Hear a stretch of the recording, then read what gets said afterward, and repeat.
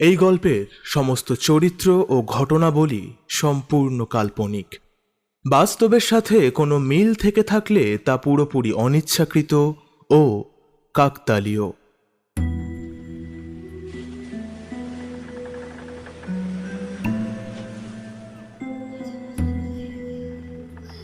নমস্কার, গল্পম্যানে আপনাকে স্বাগত জানাই। আমি ডি চ্যাক্স আছি আপনার সঙ্গে। আজ আপনি শুনবেন তান্ত্রিক দুর্গা শঙ্কর পণ্ডিতের গল্প সতীর সাপ, তৃতীয় অংশ। এটি একটি অডিও সিরিজ হিসেবে আপনি শুনছেন। গল্পের প্রথম এবং দ্বিতীয় অংশ চ্যানেলে আছে, সকলকে শুনতে অনুরোধ করছি। তবে আর কথা না বাড়িয়ে গল্পটি শুরু করা যাক। গল্পের লেখক, গল্প পাঠ, সমস্ত চরিত্র, সম্পাদনা, অডিও রূপান্তর, আবহ সৃজন, শব্দ প্রক্ষেপণ, পরিচালনা ও পোস্টার ডিজাইনে আমি ডি চ্যাক্স। শুরু হচ্ছে তান্ত্রিক দুর্গা শঙ্কর পণ্ডিতের গল্প সতীর সাপ, তৃতীয় অংশ।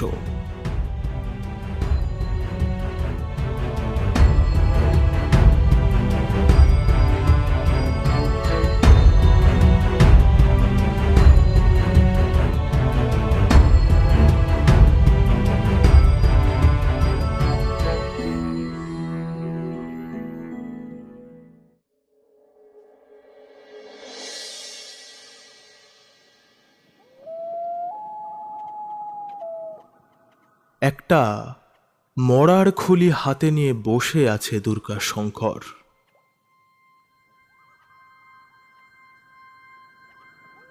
অন্য সময় তার মাথার জটা বাঁধা থাকে, কিন্তু এই মুহূর্তে তা সম্পূর্ণরূপে খোলা। তার চোখের মধ্যে যেন কেমন একটা দৃষ্টি। নির্জন শ্মশান ভূমিতে বাহ্যিক কোনো ব্যক্তি যদি এই দৃষ্টির সম্মুখে এসে দাঁড়াতো, তবে ভস্ম না হলেও দাঁত কপাটি লেগে ভিড়মি খেত। কিন্তু এমন সময় শোনা গেল একটা শব্দ। শুকনো পাতা পায়ে পিষে কেউ একজন হেঁটে আসছে। দুর্গাশঙ্কর নিজে খুব সজাগ। গভীর ধ্যানের মধ্যে থেকেও বাহ্যিক এবং অভ্যন্তরীণ সব ক্ষেত্রেই তার সজাগ চেতনা। এমনি কি আর সে এত উচ্চ মার্গের সাধক? এসব বিষয় অনেক আগেই করায়ত্ত হয়েছে তার। সে বুঝতে পেরেছে যে কে আসছে এখন। কৃষ্ণানন্দ আসছে। দুর্গা শঙ্করের সাথে তার আলাদা সম্পর্ক। কৃষ্ণানন্দকে মন থেকে খুব স্নেহ করে দুর্গা শঙ্কর। ছেলেটির মধ্যে অদ্ভুত এক ক্ষমতা আছে, যদিও সে ক্ষমতা কৃষ্ণানন্দ আরো খানিক বয়স বাড়লে তারপর টের পাবে। কিন্তু দুর্গাশঙ্কর আগে থেকেই এসব জানে, আর সে এটাও জানে যে সে যে বড় কাজটার জন্য আজ এতটা পথ এগিয়ে এসেছে, সেটারই একদম দোরগোড়ায় দাঁড়িয়ে আছে সে। সেই চোখ তাকে উদ্ধার করতেই হবে। এইসব ভেবে দুর্গাশঙ্কর মনে মনে অনেক দূর পৌঁছে গিয়েছিল, কিন্তু ততক্ষণে নন্দ প্রায় এসেই পড়েছে। দুর্গাশঙ্কর মরার খুলিটা মাটিতে নামিয়ে রেখে মুখ তুলে চাইল। বেথুয়া গাছের পাশ কাটিয়ে নন্দ একেবারে তার সামনে এসে দাঁড়াল। দুর্গাশঙ্কর বলল, কি হে, তোমায় এমন বিচলিত মনে হচ্ছে কেন? এসো দেখি, সামনে বসো। আগে আপনার চোখে কিছুই আটকায় না, তা আমি জানি শঙ্কর ঠাকুর। আপনি ঠিকই বলেছেন, আমি ভীষণই বিচলিত। বেশ বুঝতে পারছি যে না, থাক, তোমার মুখেই শুনি, বলো হে। কৃষ্ণানন্দ বেশ খানিকক্ষণ চুপ করে বসে থেকে এক সময় মুখ খুলল। বিশ্বম্ভর বাবুর মাছের ভেড়িতে এসে যা যা দেখেছে সব বলল, কিন্তু দুর্গাশঙ্করকে সে একটা কথা কেবল বাড়তি বলল, যা সে বিশ্বম্ভর বাবু কিংবা গণেশকে বলেনি। সে বলল, ঠাকুর, আমি সেখানে স্পষ্ট সেই বিড়ালকে দেখেছি। আমি চিনতেও পেরেছি তাকে। সেই ভয়ানক মূর্তি অদৃশ্য হয়ে যাবার পর গণেশকে আমি বাতি আনতে বলি।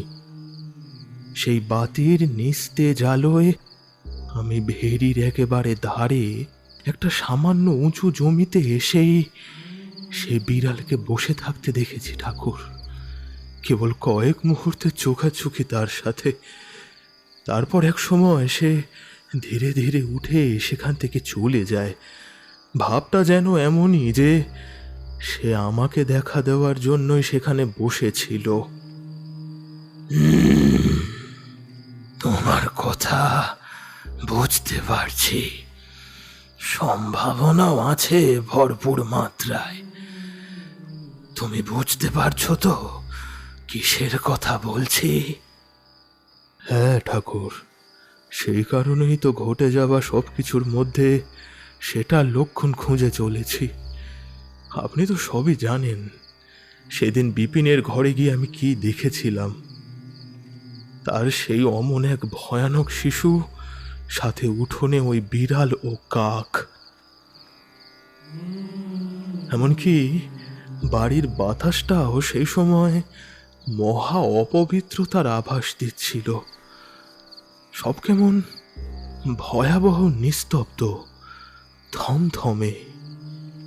কিন্তু এই বিড়াল আর কাক, আমি সবই জানি কৃষ্ণানন্দ। তার পক্ষে সবকিছুই সম্ভব। আমরা হয়তো দানবের সেই চোখটাও খুঁজে নেব, আর এও জানি আমাদের প্রতিপক্ষ সেই চোখ অন্বেষণ শুরু করে দিয়েছে। কিন্তু যতদিন না তার আবির্ভাব হচ্ছে ততদিন কোনো কিছুই একদম চরম পর্যায়ে পৌঁছবে না। তেনার যে আশার আছেন।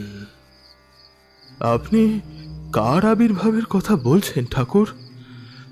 কোনো ভয়ানক দানবের?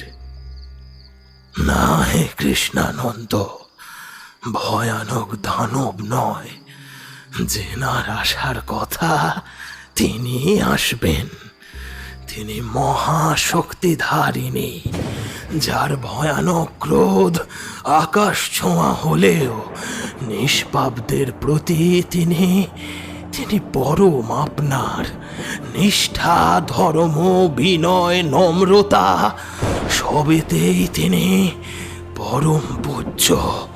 সাথে সাথে পাপের বিরুদ্ধে তিনি মহা সর্বনাশিনী। তার ক্রোধে ভস্মীভূত হয়ে যায় শত্রুর কলিজার পাঁজর। তখন তিনি শক্তিদায়িনী মহাশক্তি। তিনি মানব নহে, তিনি মহাসতী। দেবী দেবী আসছেন ধরা ধামে, কিন্তু তিনি কার মধ্যে দিয়ে নিজেকে প্রকাশ করবেন তা অজানা। তার ইচ্ছে জানা স্বয়ং মহাদেবের পক্ষেও দুরূহ। এমনকি এমনকি অসাধ্য বললেও ক্ষতি নেই। কিন্তু তাকে আমরা চিনব কি করে ঠাকুর? সেসব আমাদের হাতে নেই। সময় হলে তিনি নিজেই আমাদের ডেকে নেবেন। কোনো না কোনো ভাবে তার সাথে আমার দেখা হবেই। তাকে দেখলেই আমি চিনতে পারবো। এই ধরাধামে আমার আসার একটা বড় কারণই হলো এটা, কিন্তু তার দেখা না পাওয়া অবধি কোনো কিছুই হবে না। যাক, এখন থাক এসব কথা। তোমায় যে কাজে পাঠিয়েছিলাম তার কি হলো সেটা এবার বলো। তার আগে এসো, একটু ধুনি জ্বালিয়ে আগুন করি বেশ করে। এই, হাত লাগাও হে।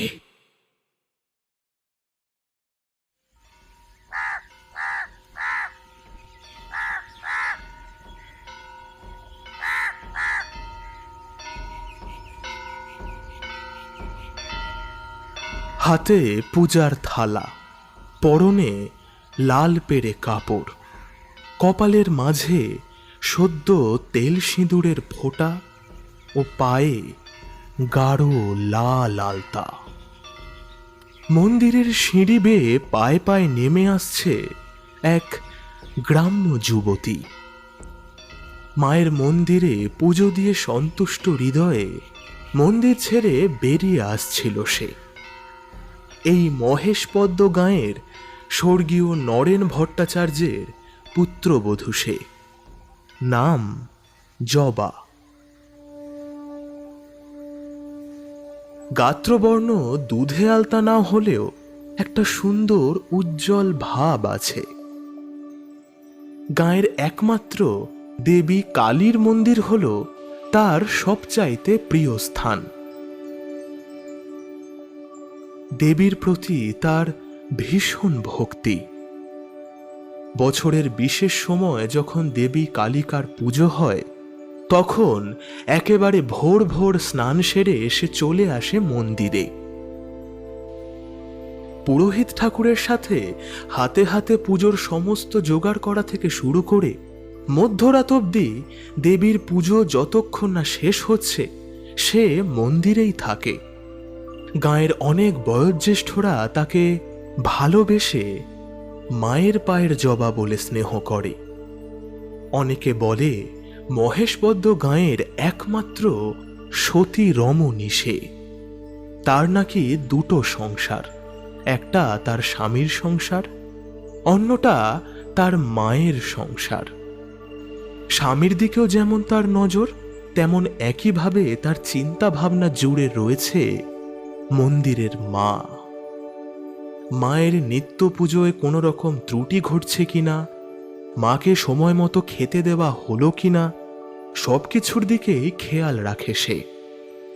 আসলে জীবিত থাকতে তার শ্বশুরমশাই শ্রী নরেন্দ্রনাথ ভট্টাচার্য ছিলেন এই মন্দিরের পূজারী। বিয়ের পর শ্বশুরমশাইয়ের সাথেই মন্দিরে প্রথম আসা। তখন থেকেই তার হাতে হাতে পুজোর কাজকর্ম করত সে। কিন্তু শ্বশুর ঠাকুর একসময় দেহ রাখলেন। তিনি যখন মৃত্যুশয্যায় তখন জবার হাত ধরে বলেছিলেন সে যেন মন্দিরের খেয়াল রাখে। মন্দিরের খেয়াল রাখিস মা, তুই তুই শক্ত হাতে মন্দিরের। মায়ের সেবায় যেন কোনো ত্রুটি কখনো না হয়। জবার নিজেরও বাল্যকাল থেকে ঈশ্বর দেবদেবীর প্রতি প্রবল ভক্তি ও ঝোঁক। মৃত্যুশয্যায় তার শ্বশুর তাকে মায়ের দায়িত্ব না নিতে বললেও সে সেই কর্ম করত। কিন্তু তিনি তার হাত ধরে বলে যাওয়ায় বিষয়টা তার কাছে এক গুরু দায়িত্ব হয়ে দাঁড়ায়। তারপর থেকেই এমন চলছে। জবা মন্দির ছেড়ে বেরিয়ে যাবার কিছু সময় পর অবধিও মন্দিরে আলগা একটা চন্দনের গন্ধ ভেসে বেড়ায়। যারা প্রতিদিন মন্দিরে আসে তাদের মধ্যে কম বেশি সকলেই জানে যে এটা জবার গায়ের গন্ধ। এই গায়ে একমাত্র সেই কেবল নিত্যদিন চন্দন ব্যবহার করে থাকে। দেহে রক্তচন্দনের লেপন দিয়ে স্নান করে থাকে সে। মায়ের মন্দিরেও আসতে দেখেছে অনেকে তাকে চন্দন চর্চিত হয়ে। মায়ের পুজো হবে আর সেই পুজোয় জবা থাকবে না, এমনটা হতেই পারে না।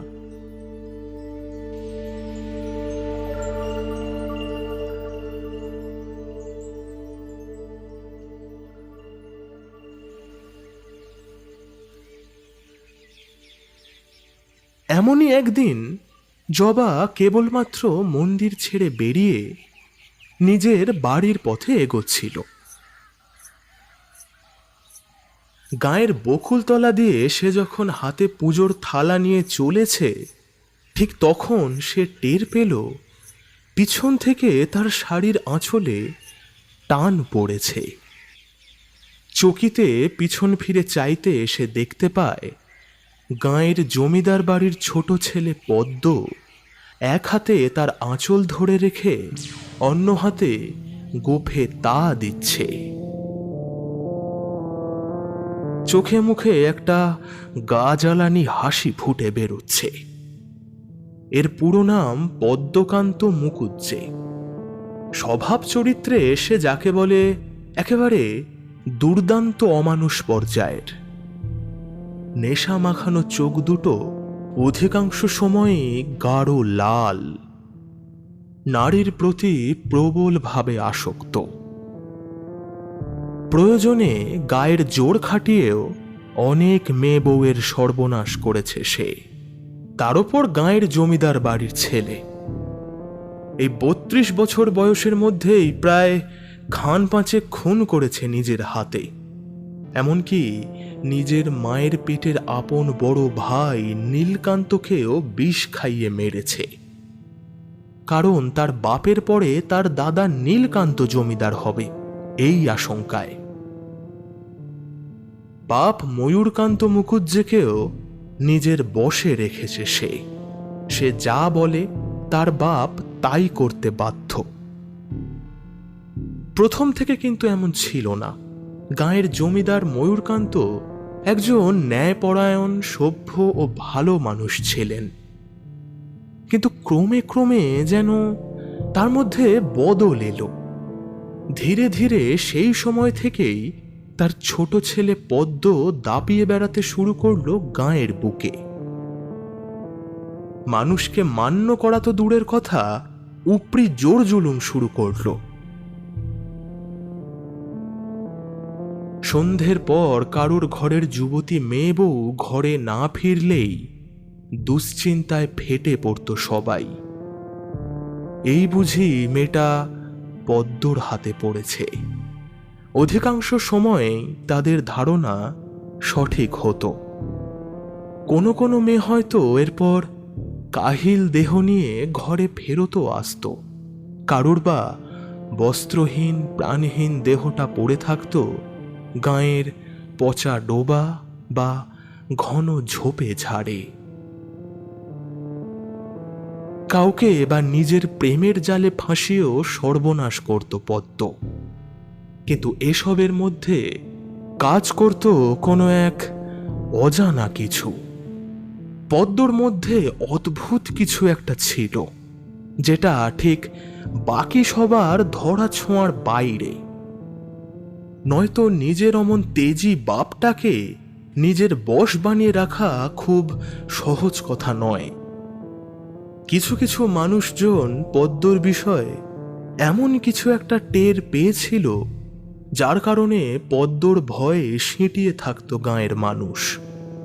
কিন্তু সে যে কোনোদিন জবাকে বিরক্ত করবে এমনটা তেমনভাবে কেউই ভাবেনি। জবা যাকে বলে একেবারে মায়ের কোলের মেয়ে। জবাও বড় একটা যেমন তেমন মেয়ে নয়। দেবী মায়ের অনেক আশীর্বাদ আছে তার উপর। গাঁয়ের অনেকে তা স্বচক্ষে দেখেছে কয়বার। শ্যামা পূজার রাতে জবার কাছে স্বয়ং দেবীকে দেখেছিল কামিনী খুড়ো। অন্ধকারে হঠাৎ সে দেখতে পেয়েছিল গাঁয়ের পথ দিয়ে জবা নিজের বাড়ির দিকে হেঁটে যাচ্ছে, আর তার পেছনে একটা তুলনামূলক আবছা নারী অবয়ব হেঁটে চলেছে। তার হাতে খড়গ, পরনে বস্ত্র বলতে কেবল পায়ের হাঁটু ছুঁই ছুঁই একাধিক জবার মালা, আর প্রায় মাটি অবধি বেয়ে এসেছে তার গভীর ঘন কেশরাশি। এই নারী অবয়বের সমস্ত শরীর থেকে বেরিয়ে আসছে আলগা দিব্য জ্যোতি। এই দৃশ্য দেখার পর থেকে কামিনী খুঁড়ো কেমন একটা চুপচাপ হয়ে গিয়েছে। কেবল জবাকে দেখলেই সে মাটিতে শুয়ে তাকে প্রণাম করে ও রোজ হাত জোড় করে জবার থেকে মায়ের প্রসাদ নেয়। এই জবার ওপর কিনা পদ্ম নজর দিয়েছে। এর আগেও পথে ঘাটে সে জবাকে বিরক্ত করেছে, কিন্তু আজকের মতো দুঃসাহস সে কখনো করেনি। আজ একেবারে কাপড় ধরে টানছে, তাও কিনা গায়ের পথের মাঝে। মানুষজন দেখলে কি ভাববে? হ্যাঁ, জবা কেবল কটমট করে পদ্মর দিকে তাকিয়ে এক হ্যাঁচকা টানে নিজের আঁচলটা পদ্মর হাত থেকে ছাড়িয়ে নিয়ে হনহন করে সামনের দিকে এগিয়ে চলল। পদ্ম মুখে কুটিল হাসি নিয়ে কেবল বিড়বিড় করে বলল, খুব দেমাক তোর, তাই না? তোকে যদি আমার পায়ের কাছে না শুইয়েছি তবে আমার নাম পদ্মকান্ত নয়।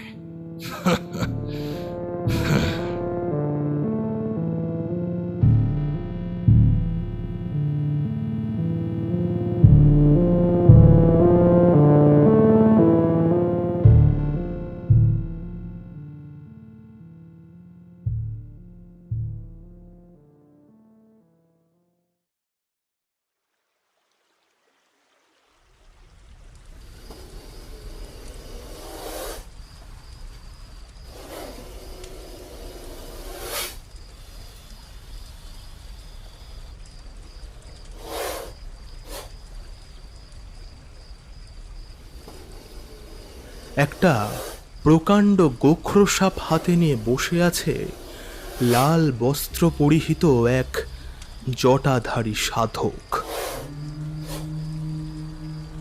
তার সামনে জ্বলতে থাকা অগ্নিকুণ্ড থেকে কালো ধোঁয়া ছড়িয়ে পড়ছে বাতাসে। সাধক একটি কাঁসার থালা অগ্নিকুণ্ডের বেশ উপরে ধরে রেখেছে, তাতে কালি জমছে। অগ্নিকুণ্ডে পুড়ছে কোনো একজন নারীর পায়ের পাতা। সেখানে এখনো আলতার ছাপ আগুনের লেলিহান শিখার মাছ দিয়ে দেখা যাচ্ছে। সেই পুড়তে থাকা পা থেকে যে কালো ধোঁয়া বেরোচ্ছে তা ঘোর অন্ধকার। বেশ কয়েক হাত দূর দিয়ে বয়ে যাচ্ছে একটা প্রশস্ত নালা, যার জলের শব্দ এই স্থানের নির্জনতার বুকের পাটা বাড়িয়ে দিয়েছে।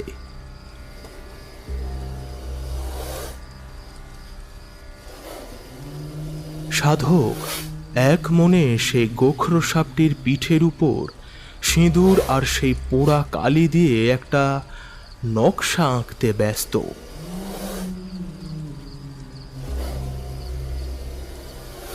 ধীরে ধীরে যে কেউ সামনের গহীন অন্ধকার ভেদ করে অগ্নিকুণ্ডর ওপারে এসে দাঁড়িয়েছে তা সে খেয়ালই করেনি। সেও চুপ করে সাধকের কর্ম দেখে চলেছে। সাধক সেই সাপের পিঠে অদ্ভুত এক নকশা এঁকে তার মুখটা একটা তামার ঘটিতে ঢুকিয়ে দিল। দেখে মনে হলো যেন সাপটি সেই সাধককে ভীষণ মান্য করে। ঘটিতে মুখ ঢোকানোর সাথে সাথে সাধক সাপের প্রকাণ্ড দেহটি নিজের কণ্ঠের কাছে পেঁচিয়ে বিড়বিড় করে কি এক মন্ত্র আওড়ে উঠল।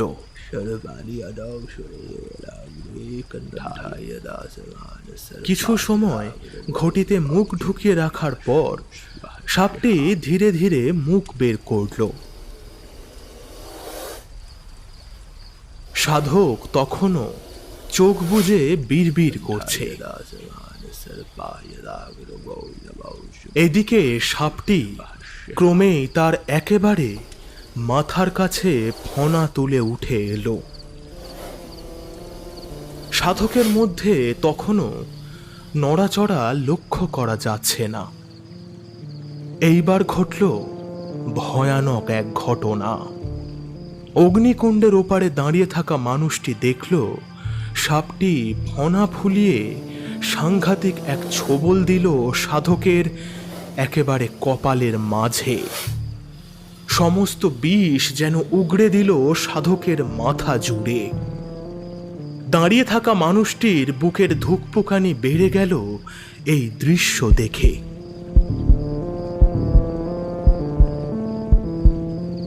এর ঠিক কয়েক মুহূর্ত বাদে সাধক চোখ খুলল। গাঢ় রক্তবর্ণ চক্ষু তার, যেন প্রবল ক্ষমতার ঝলকানি ছিটকে পড়ছে, কিন্তু সাপটি ততক্ষণে নেতিয়ে পড়েছে। সে যে কোনো জীবিত সাপ তা মোটেই দেখে মনে হয় না। দাঁড়িয়ে থাকা মানুষটির মুখে একটা স্মিত হাসি দেখা দিল। ভাবটা এমন যে সে যেন জানত সাধক চোখ খুলে তাকাবে। গলার থেকে সাপটিকে নামিয়ে রাখতে সামনে দাঁড়িয়ে থাকা মানুষটি আরো একটু কাছে এগিয়ে এলো। সাধক দেখল পদ্মকান্ত এসেছে। এর সাথে তার অনেক দিনের সম্পর্ক। এই সাধকের জন্যই পদ্ম অনেক কঠিন কাজকে সহজ করে নিতে পারে, মানুষকে নিজের কথায় চালিত করতে পারে। এমনকি আজ অবধি তার নামে যে এই গ্রাম ত্রাহি ত্রাহি রব তোলে, তাও এই সাধকের কারণেই। এই সাধকের নাম কান্তি বাবা। ইনি যে বিশেষ সুবিধের লোক নন তা পদ্ম ভালোই জানে। এর কাছে যে কি ভয়ানক সব শক্তি আছে তা পদ্মর থেকে ভালো কেউ জানে না। ওই যে কথায় আছে না, শয়তান ঠিক শয়তানকে খুঁজে নেয়। এখানেও বিষয়টা এমনই। এমনও সময় গিয়েছে যে যে নারীকে ভোগ করে পদ্ম প্রমাণ লোপাটের জন্য খুন করেছে, সেই মৃত নারীর বুকের ওপর বসে এই কান্তি বাবা ভয়ানক সব সাধনা চালিয়েছেন। পদ্মর দিকে নজর যেতে বেশ কিছুক্ষণ একভাবে তাকিয়ে রইল সে। তারপর হাতের ইশারায় তাকে কাছে ডাকল। পদ্ম কাছে সরে আসতে তাকে ফিসফিসে কণ্ঠে কান্তি বাবা শুধল, এই আবার কার দিকে নজর পড়ল তোর? তোর মুখ চোখ যে বলে দিচ্ছে কারুর সর্বনাশ করার জন্য উঠে পড়ে লেগেছিস। কি ঠিক কি না? পদ্মর মুখেও ফুটে উঠল বাঁকা হাসি। সে বলল, এই জন্যই তোমাকে এত ভালো লাগে জানো তো। শালা না বলতেই সব বুঝে যাও তুমি। পক্কা ঘাগো জিনিস তুমি। বুঝেই যখন গিয়েছ, শোনো, তার নাম জবা। গাঁয়ের মন্দিরে রোজ আসে। ওকে আমার চাই। এতদিন নজরে পড়েনি। পাখিটা যে কি ডাগর হয়েছে তার কি বলবো, কিন্তু খুব ঝাঁজ। সামনে গেলেই ঝাপটা দিয়ে ওঠে। ওর ঝাঁজটা কমাতে হবে। জব্বর কিছু একটা ব্যবস্থা করো দেখি। পদ্মর মুখে এইসব শুনে কান্তি বাবা চুপই রইল, কিন্তু তার দৃষ্টি পদ্মর চোখের দিকে একেবারে স্থির। এক লহমায় তার ভেতরের সব কিছু পড়ে নিতে চাইছে যেন। তারপর খুব আবছাভাবে বলে উঠল, এতে আমার কি লাভ?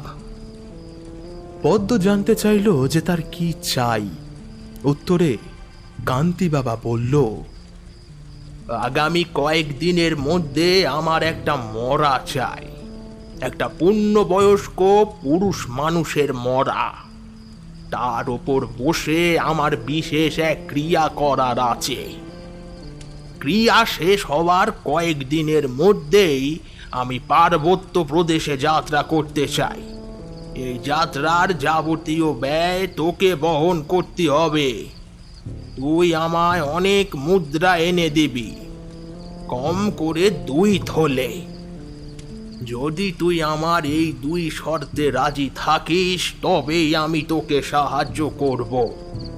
তবে আরো একটা কথা, যে পুরুষের মৃতদেহ তোকে আনতে হবে তার যেন অপবিত্র মৃত্যু হয়। তার চেয়েও বড় কথা, কোনো পুরুষ দ্বারা তাকে হত্যা হতে হবে। এই জবা মেয়েটা কি বিবাহিত? হ্যাঁ রে? পদ্ম কোনো উত্তর না দিয়ে কেবল নীরবে মাথা নাড়িয়ে হ্যাঁ বলল। বটে, তবে আমার ওর স্বামীকে চাই। মেয়েটাকে আমি ছুঁয়েও দেখব না। স্বামীকে কিন্তু তোকে নিজের হাতে মারতে হবে, তবেই ওকে তোর কাছে এনে দেওয়ার জন্য আমি তোকে সাহায্য করব। বল, তোর কি মত?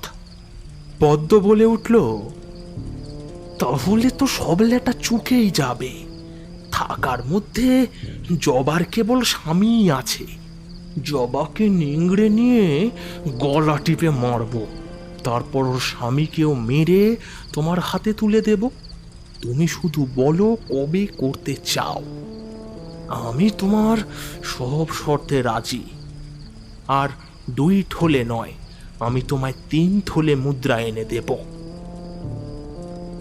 কান্তি বাবা তার মাথা আকাশের দিকে তুলে চোখ বুঝল। দক্ষিণ হস্তের বৃদ্ধাঙ্গুল অন্যান্য আঙ্গুলের ওপর ইতস্ততভাবে ছুঁয়ে ছুঁয়ে যাচ্ছে। চোখিতে চোখ মেলে পদ্মর দিকে তাকিয়ে নিচু গলায় সে বলল, আজ থেকে ঠিক 2 দিন বাদে আমি সেই পুরুষের ওপর সব সাধনায় বসবো। তোকে একটা দ্রব্য আমি দেব, সেটা কালই জবার শরীরের যে কোনো স্থানে সামান্য ছুঁয়ে দিলেই কাজ হবে। তবে প্রায় গোটা একটা দিন লাগবে জবার উপর পুরোপুরিভাবে তার প্রভাব সম্পূর্ণ হতে। আগামী পরশু সন্ধ্যের একটু পর থেকে সব কিছু শুরু করব আমরা। তুই তোর পাখিকে সহজেই ধরতে পারবি। সে নিজে পরের দিন সন্ধ্যেতে তোর কাছে হেঁটে আসবে। তুই যেখানেই থাকিস ও তোকে খুঁজে নেবে। আর তার স্বামীও তার চেয়ে খানিক দূরত্বের মধ্যেই জবার পিছু নিয়ে হেঁটে আসবে। সেই ব্যবস্থাই করব। সবার আগে তোর কাজ হবে জবাকে বেঁধে ফেলা। ততক্ষণ ওর স্বামীকে আমার ক্ষমতার বলে পাকড়াও করে রাখবো। তুই তারপর পুরুষটাকে খুন করবি। এরপর তুই জবার কাছে চলে যাস। সেই রাতে আমার সঙ্গে দেখা করতে আসবি নে। জবাকে নিয়ে যা ইচ্ছে কর, আমি তা দেখতে যাব না। ওসবে আমার কোনো রুচি বা মোহ নেই। এইবার তোর হাতটা সামনে আন। পদ্ম হাত বাড়াতে কান্তি বাবা তার হাতে তুলে দিল একটা অদ্ভুত বস্তু। ছোট্ট 1 আঙুল একটি কাঠের টুকরোর মতো কিছু। দেখে মনে হলো যেন টুকরোটির একপাশে একটু পুড়ে যাওয়ার দাগ, আর তার সর্বাঙ্গে কেমন আঁচড় কাটা দাগ। কান্তি বাবা মুখ খুলল। এই টুকরোটা জবার শরীরের যে কোনো স্থানে ছুঁয়ে দিবি, কিন্তু তারপর জবা তোর কাছে নিজে থেকে না আসা অবধি নিজের কাছেই রাখবি। এটা ভুলেও হাত ছাড়া করবি নে, তবে কিন্তু ভয়ানক বিপদে পড়বি। এই টুকরোটা জবার শরীরে ছোঁয়ার কিছু সময় পর থেকে জবার মধ্যে প্রভাব পড়তে শুরু হবে। সে তোকে মনে মনে কামনা করতে থাকবে রে বেটা, কিন্তু এক সময় আর সইতে না পেরে তোর কাছে ছুটে আসবে। একই গৃহে তার স্বামীও তার সাথে থাকায় জবা স্পর্শ কখনো না কখনো সে পাবেই, তাতেই কাজ হবে। তার স্বামী জবার প্রতি আকুল হতে শুরু করবে। এমন সময় একে একে সব ঘটবে, আর তুই আর আমি এই স্থানে ওদের জন্য অপেক্ষা করব। একটা শিকার তোর, একটা আমার। এই শুনে পদ্ম নেশা মাখানো কণ্ঠে হিস হিসিয়ে বলে উঠল, তাই হবে, একদম এটাই হবে। কালই আমি জবার শরীরে এটা ছুঁয়ে দেব। আর শোন, কাল সন্ধ্যের মধ্যেই 3 থলে মুদ্রা আমায় দিয়ে যাবি, বুঝলি? আর এখানে থাকিস নে, আর দাঁড়াস নে, যা ভেসে যা, যা যা যা যা যা যা বললাম সব মনে রাখবি, হ্যাঁ? আর কাজটা মন দিয়ে করবি। যা যা যা যা যা ভেসে যা, যা।